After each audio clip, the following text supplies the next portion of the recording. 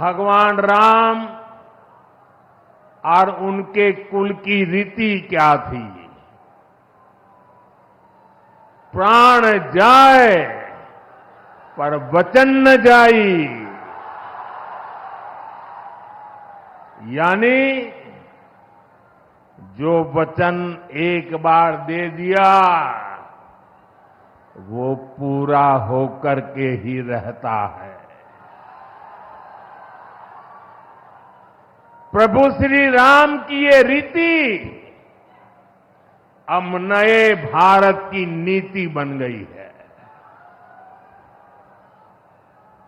अभी पहलगाम में जम्मू कश्मीर में आतंकी हमला हुआ था। हमारे कितने निर्दोष नागरिक मारे गए।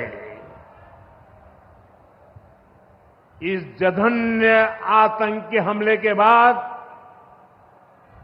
एक दिन के बाद मैं बिहार आया था और मैंने बिहार की धरती से देश को वादा किया था, वचन दिया था, बिहार की धरती पर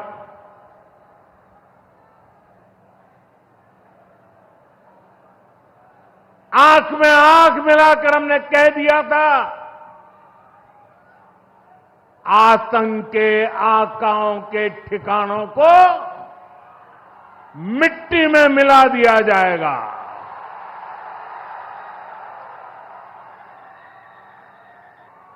बिहार की धरती पर मैंने कहा था,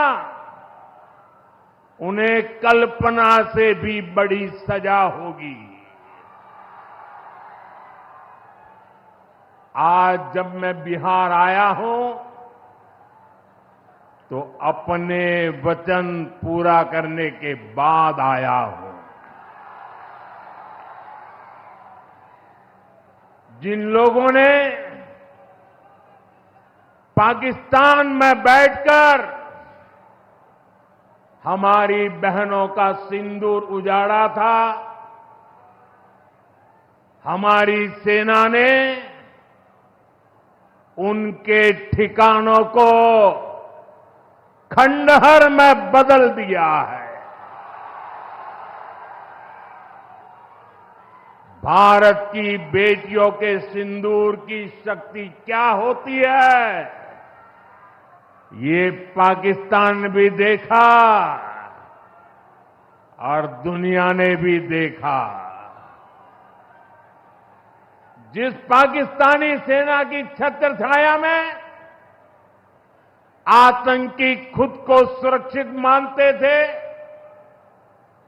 हमारी सेनाओं ने एक ही झटके में उनको भी घुटनों पर ला दिया। पाकिस्तान के एयरबेस, उनके सैन्य ठिकाने हमने कुछ ही मिनट में तबाह कर दिए। ये नया भारत है, ये नए भारत की ताकत है। बिहार के मेरे प्यारे भाइयों बहनों, ये हमारा बिहार वीर कंवर सिंह जी की धरती है।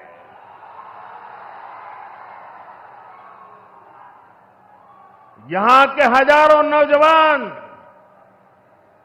देश की सुरक्षा के लिए सेना में, बीएसएफ में अपनी जवानी खपा देते हैं। ऑपरेशन सिंदूर में दुनिया ने हमारी बीएसएफ का भी अभूतपूर्व पराक्रम और अदम्य साहस देखा है। हमारी सीमाओं पर तैनात बीएसएफ के जाबाज सुरक्षा की अभेद चट्टान है। मां भारती की रक्षा हमारे बीएसएफ के जवानों के लिए सर्वोपरि है और यही मातृभूमि के सेवा का पवित्र कर्तव्य निभाते हुए 10 मई को सीमा पर बीएसएफ सब इंस्पेक्टर इम्तियाज शहीद हो गए थे। मैं बिहार के इस वीर बेटे को आदरपूर्वक श्रद्धांजलि देता हूं और मैं आज बिहार की धरती से फिर दोहराना चाहता हूं, ऑपरेशन सिंदूर में भारत की जो ताकत दुश्मन ने देखी है,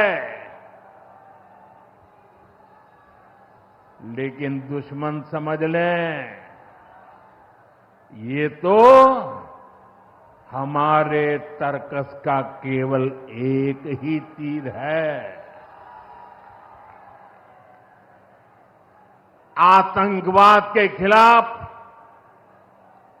भारत की लड़ाई न रुकी है न थमी है। आतंक का फन अगर फिर उठेगा तो भारत उसे बिल से खींचकर कुचलने का काम करेगा।